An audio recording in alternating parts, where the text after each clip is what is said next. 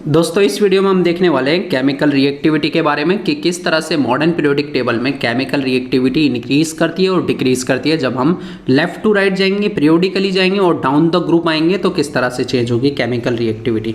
तो चलिए देखते हैं केमिकल रिएक्टिविटी क्या होती है। The capacity of the gaining and loosening of electron from the outermost shell of atom. ठीक है, किसी भी आउटरमोस्ट शेल से इलेक्ट्रॉन लूज करना, इलेक्ट्रॉन गेन करना, ठीक है, उसको बोला जाता है, उसकी केमिकल रिएक्टिविटी को बताया जाता है। केमिकल रिएक्टिविटी मतलब किस तरह से कोई एलिमेंट कितनी जल्दी से किसी के साथ रिएक्ट करके जुड़ जाता है ना, किसी के साथ मिलकर कोई कंपाउंड बना दे एकदम से, तो वो उतना ज़्यादा रिएक्टिव होता है। आपने metal and non metal chapter किया होगा तो उसमें आपने रिएक्टिविटी भी पढ़ी होगी। रिएक्टिविटी सीरीज थी एक, है ना, जिसमें आपने पोटेशियम देखा होगा, सबसे हाईएस्ट था, है ना, पोटेशियम। ठीक है, और धीरे धीरे करके नीचे गोल्ड तक जो केमिकल रिएक्टिविटी है वो डिक्रीज करती है ना। तो यहाँ पर भी हम समझेंगे। तो लेफ्ट टू राइट जाने पर देखिए केमिकल रिएक्टिविटी पे क्या असर पड़ता है। तो reactivity, chemical reactivity left to right जाने पर मतलब पीरियोडिकली जाने पर डिक्रीज करती है। ठीक है, अब डिक्रीज क्यों करती है, देखिए एक वजह तो ये भी आप ऐसे भी समझ सकते हैं। इसमें देखिए ये सोडियम आपने पढ़ा था, पोटेशियम पढ़ा था, ये सारे रिएक्टिव मेटल्स हैं ना, काफ़ी रिएक्टिव है। एयर में आते ही आग पकड़ लेते हैं ना, तो कुछ इस तरह मतलब ऑक्सीजन के साथ रिएक्ट कर कर जलना शुरू कर देते हैं एकदम से। और मैग्नीशियम भी इसी तरह, मैग्नीशियम के ऊपर मैग्नीशियम ऑक्साइड की लेयर चढ़ जाती है जैसे ऑक्सीजन के कांटेक्ट में आता है। तो ये सारे रिएक्टिव मेटल्स में आते हैं।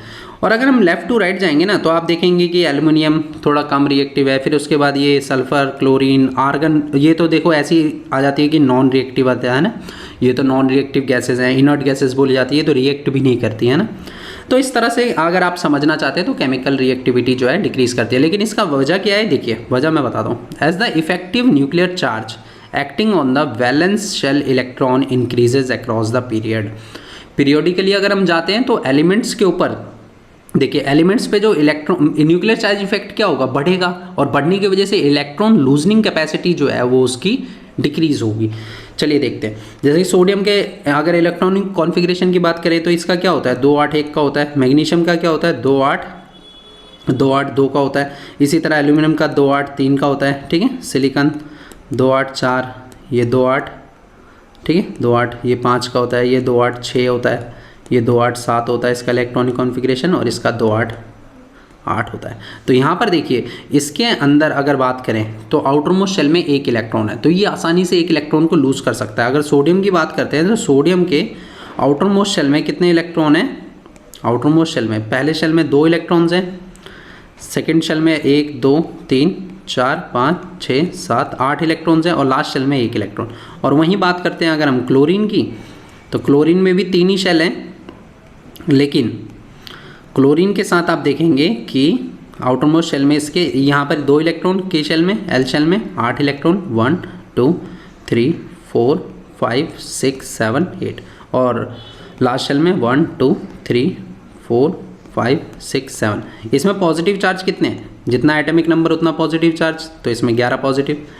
इसमें पॉजिटिव चार्ज कितना है, प्रोटॉन कितने हैं सेंटर में, तो यहाँ पर 17 हैं। तो एक बात बताइए, इलेक्ट्रॉन कौन आसानी से लूज कर सकता है। ये बिल्कुल वैसा ही है जैसे हमने metallic and non metallic character करा था ना, सेम वहाँ पर जो रीज़न लिखा था ना, आप यहाँ पर लिख सकते हैं metallic and non metallic character वाले।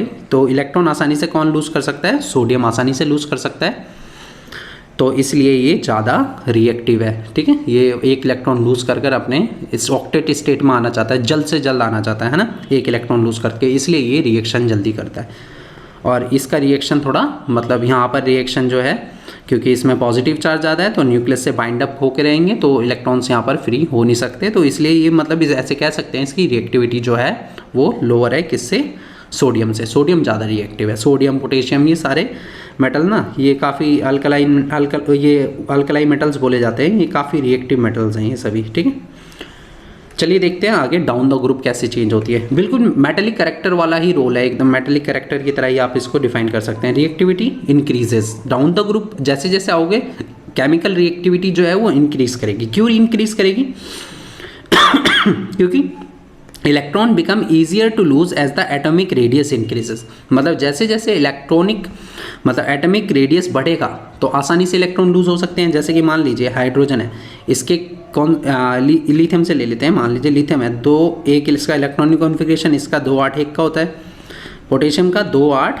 8 1 का होता है।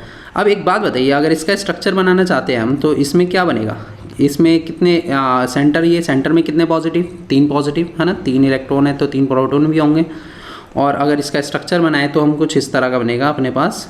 हाँ, के शेल में 2 इलेक्ट्रॉन, एल शेल में 1 इलेक्ट्रॉन। और अगर हम इसकी बात करते हैं पोटेशियम की, तो पोटेशियम में कैसे बनेगा इसका स्ट्रक्चर, या हम सोडियम की बात करते हैं, चले सोडियम बना लेते हैं। तो यहाँ पर सोडियम की का स्ट्रक्चर किस तरह का बनेगा, यहाँ पर पॉजिटिव कितने आ गए, ये पॉजिटिव आ गया, ये 2 इलेक्ट्रॉन आ गए इस पहले शेल में, दूसरे शेल में 8 इलेक्ट्रॉन, 4 5 6 7 8, और लास्ट शेल में 1 इलेक्ट्रॉन। तो यहाँ पर अब एक बात बताइए, इन दोनों में से इलेक्ट्रॉन कौन आसानी से लूज़ कर सकता है? पॉजिटिव चार्ज, इसमें एक पॉजिटिव चार्ज कितना है इसमें, अगर हम बात करें न्यूक्लियस से डिस्टेंस की, यहाँ पर डिस्टेंस का रोल चलेगा, ठीक है। तो यहाँ पर डिस्टेंस कितना है, अगर बात करें न्यूक्लियस से डिस्टेंस किसका ज़्यादा है, इस वाले का ज़्यादा है आउटर मोस्ट शेल से। तो इलेक्ट्रॉन ज़्यादा बाहर की तरफ है, और ज़्यादा बाहर की तरफ है तो ये आसानी से लूज़ कर सकता है इलेक्ट्रॉन को। तो मेटालिक करेक्टर रिएक्टिविटी, जैसे जैसे हम ग्रुप में नीचे आएंगे तो रिएक्टिविटी भी इंक्रीज़ करती जाएगी, ठीक है। केमिकल रिएक्टिविटी हमेशा इंक्रीज़ करेगी। पोटेशियम यहाँ पर ज़्यादा रिएक्टिव होता है सोडियम से, ठीक है। सोडियम और लिथियम से सबसे ज़्यादा रिएक्टिव क्या है, पोटेशियम। इसलिए रिएक्टिविटी सीरीज़ में भी देखा होगा आपने, के सबसे टॉप पे रहता है, ठीक है। तो इस तरह से आप डिफाइन कर सकते हैं केमिकल रिएक्टिविटी को। दोस्तों, अगर आपको ये वीडियो अच्छा लगा, चैनल को सब्सक्राइब करें, बेल आइकन का बटन दबाएं और इसे अपने दोस्तों के साथ भी शेयर करें।